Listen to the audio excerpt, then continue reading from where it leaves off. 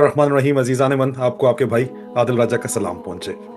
अज़ीज़ान मन, मैं आपको इस लाइव स्ट्रीम में खुशामदीद कहता हूँ। सबसे पहले मैं आज ख़ुसूसी तौर के ऊपर अपनी कौम की माँओं, बहनों, बेटियों को जो है वो ख़ुसूसी सलाम पेश करता हूँ। आप लोगों का मुझे फ़ीडबैक मिलती रहती है, आप लोग मेरे प्रोग्राम्स देखती हैं, घर के मर्दों को भी दिखाती हैं। मैं आप लोगों का की दुआओं का, मोहब्बतों का मशकूर हूँ, शुक्रगुज़ार हूँ।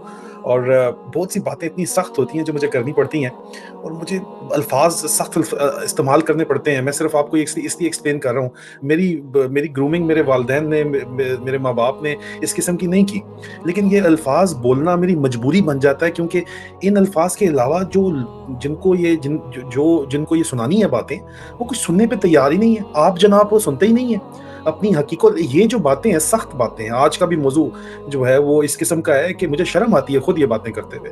लेकिन अब अगर इसको कौम के सामने ना रखा जाए, अब भी ना रखा जाए, और इनको इसी तरह खुली छूट देते जाएं, और इनको जो है हम आइडल वर्शिपिंग करते हुए जो हमने इनको जिस हाल पे पहुंचाया है कि ये पत्थर के सनम जो हैं ये हमारे सर के ऊपर बरस रहे हैं, तो ये अब मेरे ख्याल में ये जो पत्थर के सनम है, इनकी इबादत अब बंद हो जानी चाहिए। इनकी हकीकत खुल के सामने आनी चाहिए। और मैं कोशिश करता हूँ कि मैं जो सबसे मुनासिब अल्फाज हैं वो मैं इस्तेमाल करूँ, लेकिन बाज़ औक़ात मुझे करने पड़ते हैं सख्त अल्फाज़, क्योंकि ये लोग समझते ही नहीं हैं इन अल्फाज़ के बगैर। और कुछ मौज़ूआत जिस तरह आज का मौज़ू है वो भी इसी तरह है। एक तरफ तो हनी बनी और मनी जो है, general Nadeem Anjum DG ISI के दफ्तर से जो है वो बराह रास्त खबर पहुंची है। खामोश मुजाहिदों की तरफ से इत्तला है कि जो डीजीआई सेक्रेटेरिएट है, director general inter services intelligence, lieutenant general Nadeem Anjum, जिनको हम हनी बनी और मनी कहते हैं, उनके सेक्रेटेरिएट में जो है वो उनकी अचीवमेंट्स की लिस्ट तैयार की जा रही है।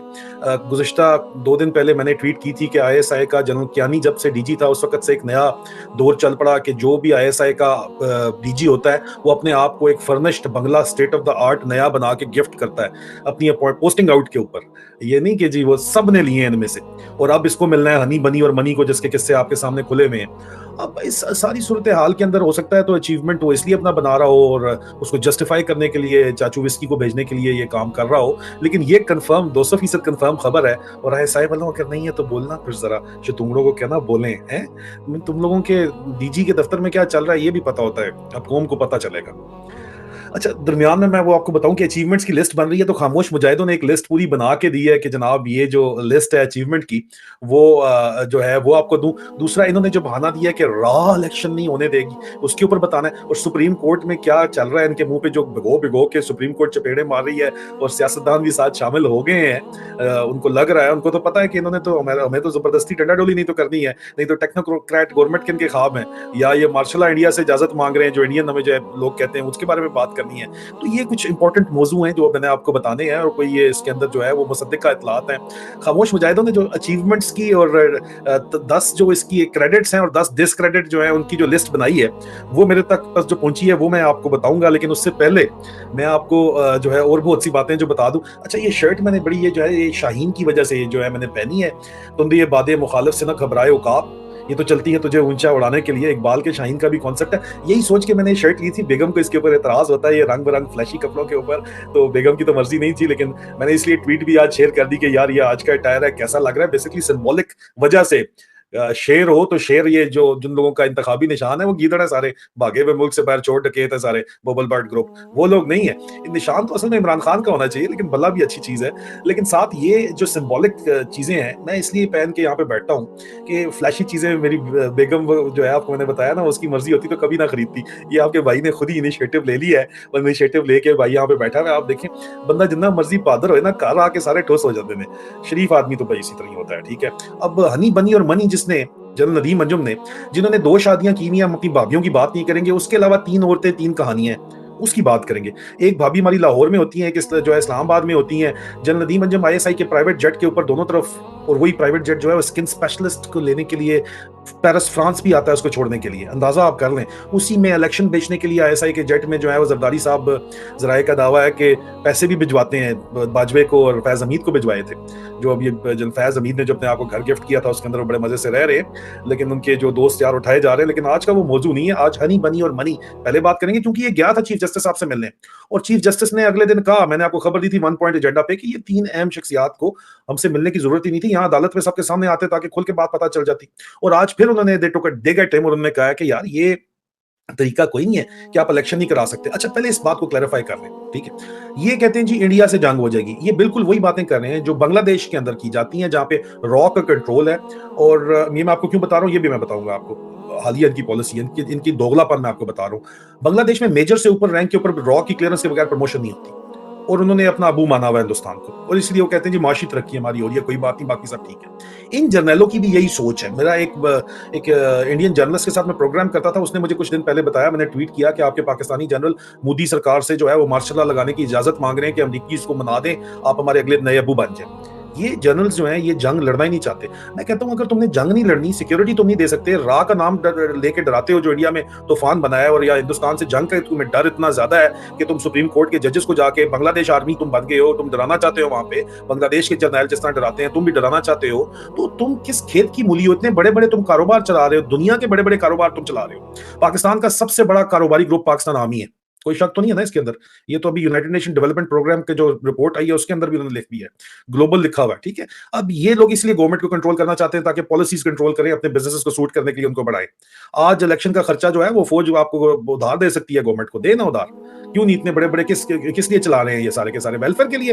कौन सी वेलफेयर? वेलफेयर तो सारा फंड आप जो है वो गवर्नमेंट के बजट से निकालते हो। वो थोड़ी बहुत अगर फंड्स आप देते भी हो तो उसके ऊपर जो है वो जलकियानी के भाई कहा जाते हैं, जिनको फिर एनआरओ बाद में आप दिलवा देते हो। अभी जो मौजूदा जो लेटेस्ट एनआरओ है उसमें जलकियानी के भाई भी शामिल है, और जलकियानी उस्ताद है जनरल बाजवा का, और अभी आसिम मुनीर का भी उस्ताद है।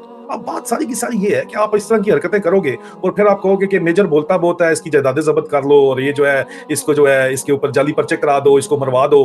मरवाए जाते नहीं हो तो यहाँ बरतानिया की हुकूमत को गुजरात समझ के तुम दरखास्तें भेजते हो। आगे से तुम्हारी औकात इतनी है कि चंडे पड़ती हैं सिर्फ। मूविंग फॉरवर्ड, अब ये इनकी सारी बांग्लादेश आर्मी का इनकी हरकतें, ठीक है? और इन्होंने चलाया प्रोजेक्ट C-71, बाजवे ने अरबों रुपया खर्च किया प्रोजेक्ट C-71 पे। मैं उसका हिस्सा था। मैंने मुफ्त के अंदर इनको जो है वो डॉक्यूमेंट्री इन्हें बना रहे थे। उस डॉक्यूमेंट्री के अंदर मैंने मुफ्त के अंदर इनको वॉलंटियर सर्विसेज प्रोवाइड की, मैंने इनके लिए वॉलंटियर काम किया। लेकिन ये लोग इतने बेशरम हैं कि इन्होंने अपनी मर्जी के मीडिया ग्रुप्स, अपने जो है वो मनपसंद जो अभी शतुंगड़े जो मीडिया सेल चला रहे हैं ना, जो प्रोपेगेंडे के लिए इस्तेमाल कर रहे हैं, नया बजट उसके लिए रिलीज कर रहा है। पहले इन्होंने प्रोजेक्ट C-71 के ऊपर ये किया। बाजवे ने जाते हुए आखिरी तकरीर अगर आपने सुनी हो तो उसने कहा था, बाजवे बगलोल ने, कि जी कतर में जो भी हुआ वो सियासतदानों का कसूर था। यही कहा था ना। प्रोजेक्ट C-71 ये था कि काउंटर किया जाए इंडिया का नैरेटिव। इंडिया ने नैरेटिव चलवाया, जो 50 साल एनिवर्सरी थी उसके ऊपर हिंदुस्तान ने नैरेटिव चलाया कि जी पाक फौज की जो ये हरकतें हैं उनकी वजह से बांग्लादेश अलग हुआ था। इन्होंने उसको काउंटर करने के लिए अरबों रुपया खर्च के प्रोजेक्ट C-71 चलाया। यही नियत थी। मैं गया, मैंने वॉलंटियरली काम किया। इनकी जो इंटरनेशनल डॉक्यूमेंट्री बनी है उसके अंदर भी मैंने इनको अमेरिका के अंदर भी सपोर्ट की। मैंने इनको फ्री में इंटरव्यू लेके दिए। ISPR पूछ लें, ऑडियो विजुअल विंग से डायरेक्टर से पूछ लें अगर मैं झूठ बोल रहा हूं तो। उनके मैसेजेस शुक्रिया के अभी भी मेरे पास पड़े हैं। DG ISPR general Babar Iftikhar थे, उनसे पूछ लेना, सवाल करें डायरेक्ट जाके, चैलेंज कर रहा हूं मैं। तो क्या मैंने उनको सपोर्ट नहीं किया बराह रास्त जाके प्रोजेक्ट C-71 में? लेकिन पता चला कि बाजवा सिर्फ अपनी पर्सनल लेगेसी के लिए काम कर रहा था। आपने C-71 में ये कहा कि बांग्लादेश आर्मी जो है वो इतनी ज्यादा जो है वो नीचे हिंदुस्तान के लगी हुई है, हिंदुस्तान को अपना अबू मानती है कि वो जी उनके मेजर से ऊपर प्रमोट हो रही। बात ठीक है आपकी, आपने अपने आप को क्लीन चिट देने की कोशिश की, सियासतदानों को आपने रगड़ने की कोशिश की, मैं इसका हिस्सा नहीं बना, ठीक है? लेकिन आपने कुछ मिथ्स जो है वो बस्ट करने की कोशिश की। चंद मिथ्स थी, चंद रियलिटीज हैं। Let's talk about it, let's get real यार। ये बकवास अभी मेरे ख्याल में बंद होनी चाहिए। उसके बाद अभी आप दोबारा खुद बांग्लादेश आर्मी की तरह अपने मुल्क की सुप्रीम जुडिशरी को डरा रहे हो जाके कि भाई ये हिंदुस्तान हो जाएगा। वो तो सालों तुम किस मर्ज की दवा हो? अगर वाकई वो आ जाएगा तो अव्वल तो वो बेवकूफ नहीं है, वो पुलवामा के अंदर फंसे हुए खुद करके।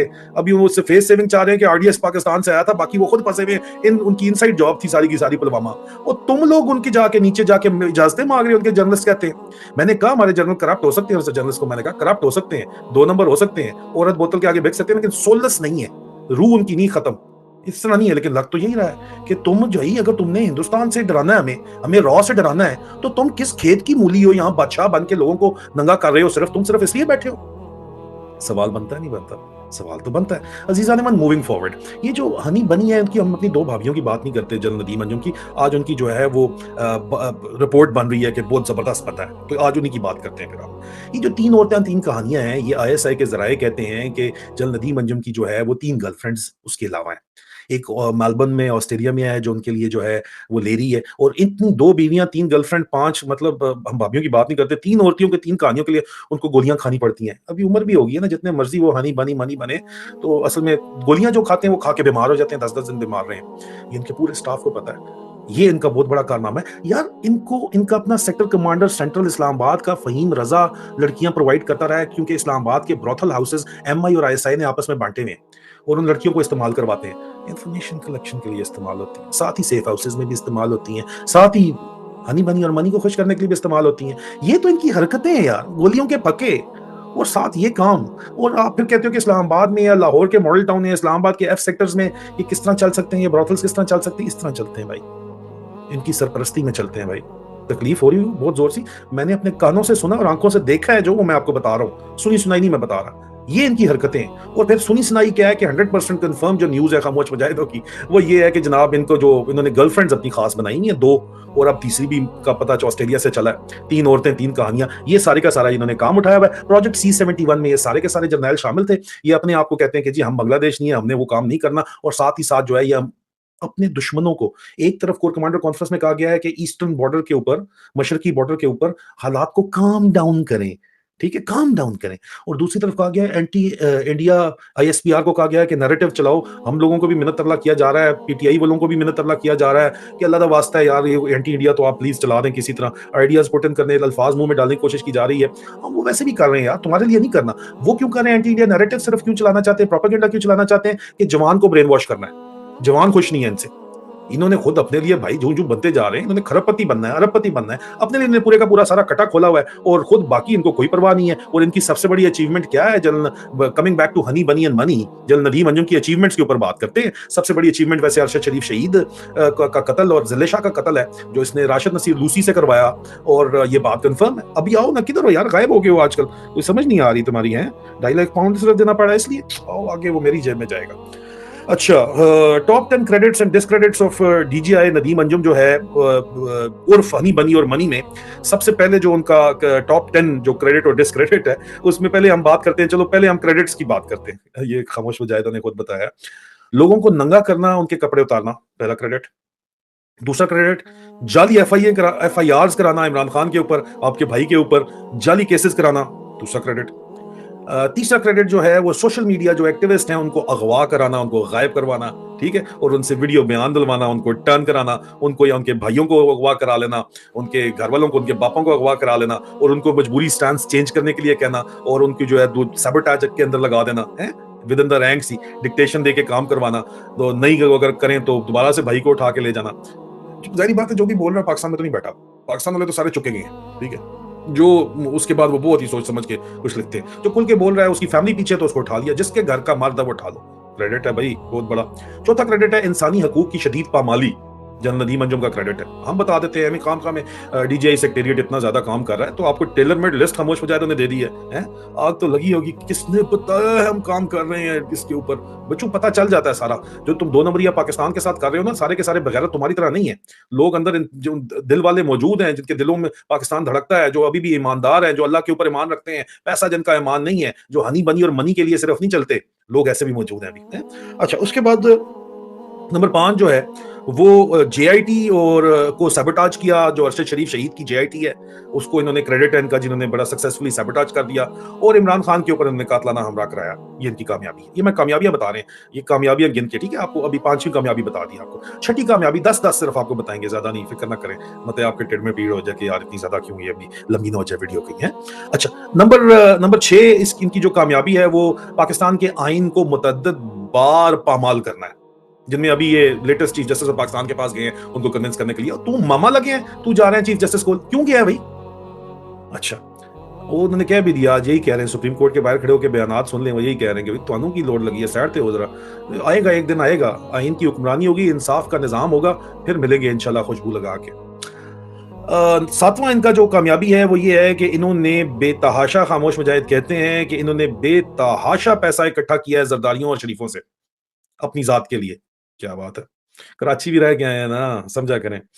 اس کے علاوہ 8ویں کی کامیابی یہ ہے کہ انہوں نے بہت سی گرل فرینڈز بنائی ہیں پاکستان میں اور پاکستان سے باہر, ہنی بنی یوزنگ منی, ٹھیک ہے, جب حرام کا پیسہ آتا ہے تو بندہ حرام راہ لگاتا ہے ویسے بھی.